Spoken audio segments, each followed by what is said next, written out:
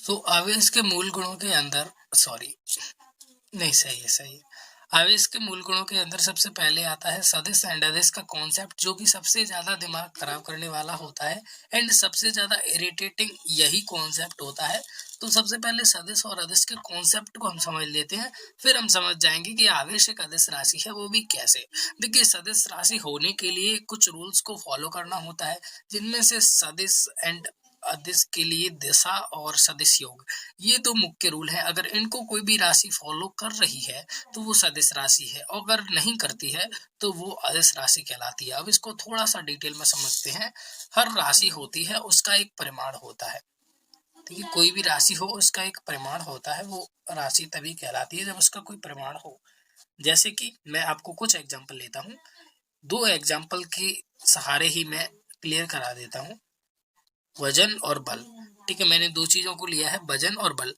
अब इन दोनों की एक परफेक्ट वैल्यू होती है। जैसे कि मान लीजिए मेरा वजन है 70 किलोग्राम, कुछ भी मान लो XYZ, डाउट मत करो। और बल लगा रहा हूं मैं 60 न्यूटन का। देखो, कुछ बच्चों को पता ना हो, लेकिन मैं आपको बता दूं, बल को भी गिना जाता है। आप किसी भी चीज पर कितना धक्का लगा रहे हो, कितना पावर लगा रहे हो, उसको भी गिना जाता है। तो वजन मेरा 70 किलोग्राम है और बल 60 न्यूटन है, और मेरे को पता नहीं है कितना वजन है, मैंने अपना चेक नहीं किया। ठीक है, ये एवरेज आप लिख लो मन से, जो भी है आपके माइंड में आ रहा है, जो भी है वो लिख लो। ठीक है, तो 70 किलोग्राम मैंने मन से लिख दिया। इतना होगा नहीं मेरा, मैं बहुत दुबला पतला इंसान हूँ। तो वजन जो है 70 किलोग्राम यहाँ पर लिख दिया। अब यहाँ पर देखो, क्या इसके अंदर दिशा है? पहला आंसर है नहीं, इसके अंदर कोई दिशा नहीं है। अब दिशा क्यों नहीं है? क्योंकि सिंपल सी बात है, दिशा इसीलिए नहीं है कि मेरा वजन 70 किलोग्राम है तो वो उत्तर दक्षिण पूर्व पश्चिम सभी में 70 किलोग्राम ही है। यानी मैं ये नहीं कहूंगा कि मेरा जो वजन है वो उत्तर दिशा में 70 किलोग्राम है। लेकिन अगर आप कभी भी किसी चीज पर बल लगाओगे तो वो एक निश्चित डायरेक्शन में लगता है ना, एक निश्चित दिशा में लगता है। तो इस हिसाब से देखा जाए तो जो बल है वो एक सदिश राशि है, क्योंकि उसके अंदर एक दिशा है। यानी बल उत्तर की दिशा में लग रहा है, दक्षिण में लग रहा है, बल इधर लग रहा है, बल इधर लग रहा है, बल इधर लग रहा है, बल इधर लग रहा है, मतलब किसी भी दिशा में बल लग सकता है। कोई भी चीज को आप इधर धक्का दे सकते हो, इधर दे सकते हो, इधर दे सकते हो, चारों दिशाओं में दे सकते हो। लेकिन आपका वजन 25 किलोग्राम है, उसमें कोई दिशा नहीं होती। तो बेसिक सा कॉन्सेप्ट है, सदिश में दिशा होती है, अदिश में दिशा नहीं होती। दूसरा, सदिश योग का नियम होता है, इसको भी पढ़ने की जरूरत नहीं है, आप आवेश को वैसे ही देख लो। कोई भी वस्तु है वो आवेशित है। अब वो आवेशित है तो आवेशित है, उत्तर दिशा में आवेशित नहीं है, दक्षिण दिशा में आवेशित नहीं है। यानी कि एक आवेश जो है एक अदिश राशि होता है। ठीक है, ये बेसिक सा कॉन्सेप्ट है जो कि क्लियर होना चाहिए कि आवेश एक अदिश राशि है, क्योंकि उसके अंदर दिशा नहीं होती। बेसिकली अगर आपको इसको डिटेल में पढ़ना है तो 11th में पूरा चैप्टर डेडिकेटेड है सदिश यानी कि वेक्टर के ऊपर, उसको आप पढ़ सकते हो। इसके बाद सेकंड मूल गुण आता है द्रव्यमान से संबंध। पहले अदिश राशि को आपको कॉन्सेप्ट क्लियर होना चाहिए कि इसके अंदर कोई भी दिशा नहीं होती, जितना है वो है, उत्तर दिशा में नहीं है ना दक्षिण दिशा में है, इसीलिए ये अदिश राशि है। अब इसमें से ऑब्जेक्टिव क्वेश्चन पूछे जा सकते हैं कि आवेश सदिश राशि है या अदिश राशि है ना, तो यहाँ पर आप लिख कर आ सकते हैं। दूसरा, द्रव्यमान से संबंध। देखिए, आवेश का द्रव्यमान से बहुत ज्यादा गहरा संबंध होता है, इसको थोड़ा सा इधर समझ लेते हैं। देखिए, द्रव्यमान को हम इंग्लिश में बोलते हैं मास। क्या बोलते हैं? मास, जो कि हर वस्तु का होता है। द्रव्यमान को आप वजन से रिलेट करो, जैसे हर वस्तु का वजन होता है ना, उसी तरीके से द्रव्यमान भी होता है। तो mass of electron, m for mass, mass of electron, यानी कि इलेक्ट्रॉन का जो द्रव्यमान होता है वो 9.1 गुणित 10 की घात माइनस के 31 किलोग्राम होता है। ठीक है, आप बच्चों को ये ज्यादा लग रही होगी संख्या, लेकिन आपको जितनी ज्यादा लग रही है ये संख्या उतनी ही कम है, क्योंकि यहाँ पर माइनस लगा है। तो 9.1 गुणित 10 की घात माइनस के 31। अब जो लोग मोटे होते हैं तो उनका फैट ज्यादा होता है, और हर चीज इलेक्ट्रॉन से मिलकर बनी है, प्रोटॉन से मिलकर बनी है, न्यूट्रॉन से मिलकर बनी है। तो उनके अंदर, उन इंसानों के अंदर ज्यादा इलेक्ट्रॉन, प्रोटॉन, न्यूट्रॉन पाए जाते हैं।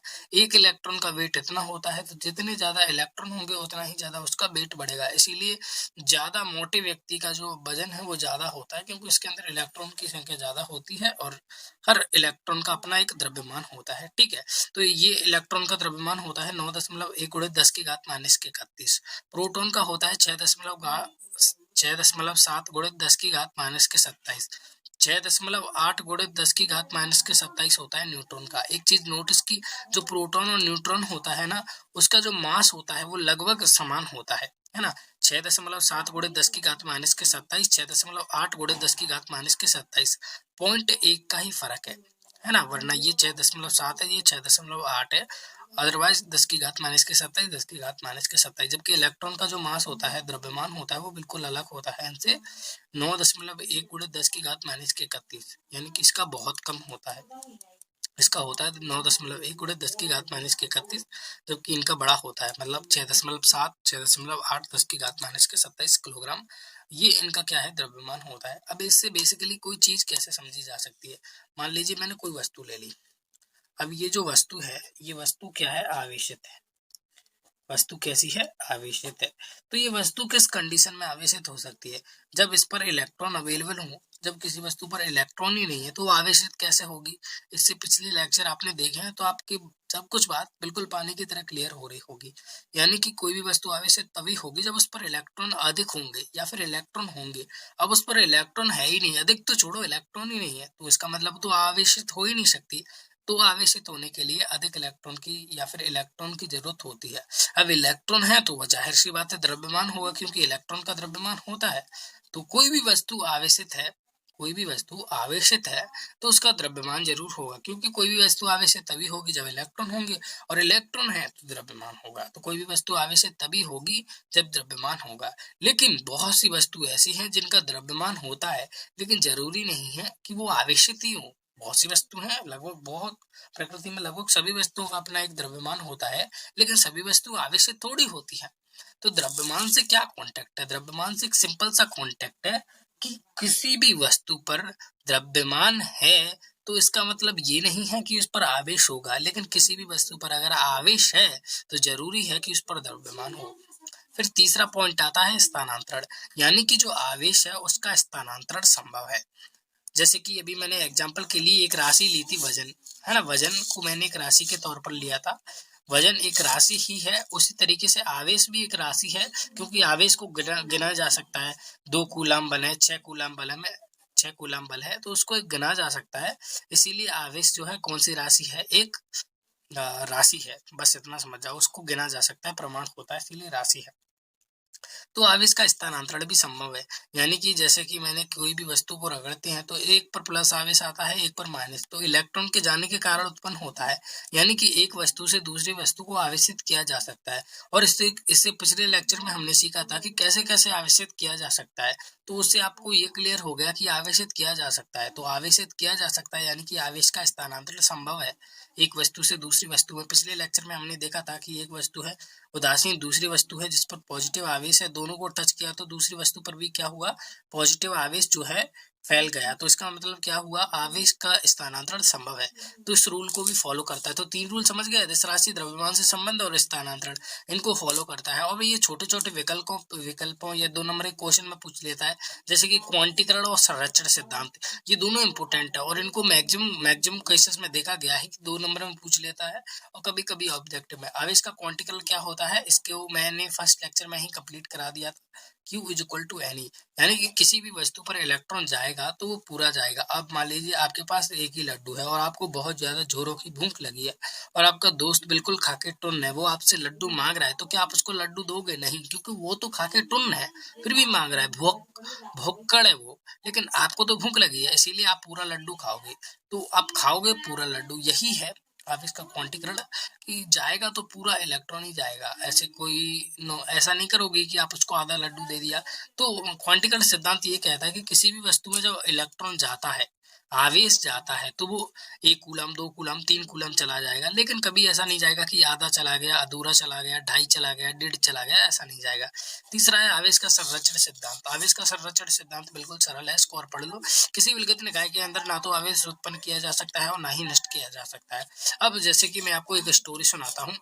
सपोज दैट कि एक बार क्या हुआ, एक टीचर ने एक बच्चे से पूछा कि सपोज करो कि तुम एक बड़े से तालाब में हो, उस पर एक खंबा लगा हुआ है, उस पर एक मुर्गा बैठा हुआ है, मुर्गा अंडा देगा तो कहाँ पड़ेगा। अब बेसिकली क्वेश्चन का आंसर ये था कि मुर्गा अंडा नहीं देता, लेकिन बच्चे अब इस बात को तो जान नहीं पा रहे थे, तो वो क्या कह रहे थे कि सर उसको जो अंडा देगा ना, उस अंडे को मतलब वो अंडा कहाँ गिरेगा, मुर्गी उस पर बैठा दी। मतलब टीचर ने कहा कि एक ऐसा तालाब है, उसके अंदर बीचों बीच एक खंबा है, उस पर एक मुर्गी बैठी है, अंडा देगी तो कहाँ पड़ेगा। तो बच्चे बोल रहे थे कि सर अंडा पड़ेगा हमारी जेब में, क्या करेंगे हम, एक चिड़िया को भेजेंगे, वो चिड़िया अंडा को लाएगी और हमारी जेब में रख देगी, है ना। तो इस तरीके के ऊट पटांग के जवाब जब क्या है वहां पर देने लगे, तो वहां पर एक शब्द का प्रयोग हुआ जो कि होता है विलगित निकाय। विलगित निकाय का मतलब ही होता है कि दुनिया से बिल्कुल अलग थलग, यानी कि उसने कह दिया कि एक विलगित स्विमिंग पूल है, उसमें एक खंबा है, उस पर एक मुर्गी है।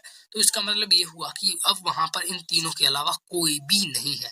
ठीक इसी तरीके से यहाँ पर लिखा है किसी विलगित निकाय में, तो कोई भी विलगित निकाय यानी कि कोई भी, मैंने एक वस्तु ले ली, कोई भी निकाय ले लिया मैंने, अब ये निकाय बिल्कुल दुनिया से अलग है, ना आप यहाँ पर जा सकते हो ना कुछ। अब इसमें लिखा है कि ना तो आवेश उत्पन्न किया जा सकता है ना ही नष्ट। अब ये बिल्कुल दुनिया से अलग थलग रखा हुआ है। तो क्या इसमें आवेश उत्पन्न किया जा सकता है, आप ही से पूछ रहा हूँ। आवेश कैसे उत्पन्न होता है, जब उसमें इलेक्ट्रॉन अधिक हो जाए। अब उसमें इलेक्ट्रॉन अधिक कब होंगे, जब किसी दूसरी वस्तु से या कहीं से इलेक्ट्रॉन आ जाए। लेकिन विलगित का मतलब होता है कि कोई है ही नहीं पास, तो क्या इसके अंदर आवेश उत्पन्न किया जा सकता है, बिल्कुल नहीं। और अगर ये विलगित निकाय जो है पहले से ही आवेशित है, यानी कि एक आवेशित विलगित निकाय है और वो रखा हुआ है अंतरिक्ष में कहीं पर, जहां पर कोई नहीं पहुंच सकता, बिल्कुल अलग थलग, तो क्या उस आवेश को नष्ट किया जा सकता है। आवेश तो तभी नष्ट होगा जब उससे इलेक्ट्रॉन बाहर निकल जाए, लेकिन वो तो विलगित है, इलेक्ट्रॉन को बाहर निकालने के लिए भी तो कुछ चाहिए, तो वो तो वहां पर अवेलेबल नहीं है। तो संरक्षण सिद्धांत यही कहता है कि किसी विलगित निकाय में ना तो आवेश को उत्पन्न किया जा सकता है और ना ही नष्ट किया जा सकता है। कुल मिला के हमने पांच भौतिक गुणों को पढ़ा। पहला है कि आवेश एक अदिश राशि है, उसका द्रव्यमान से क्या कॉन्टेक्ट है उसको भी पढ़ा।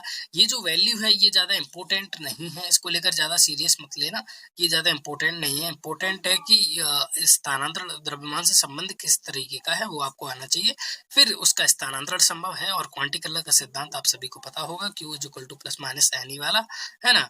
और संरक्षण आप सभी को जानते होंगे। अगर आपका क्वांटिकल समझ में नहीं आया है तो उसके लिए आप डेडिकेटेड लेक्चर देखें स्टार्टिंग से, तो आपको बिल्कुल समझ में आएगा।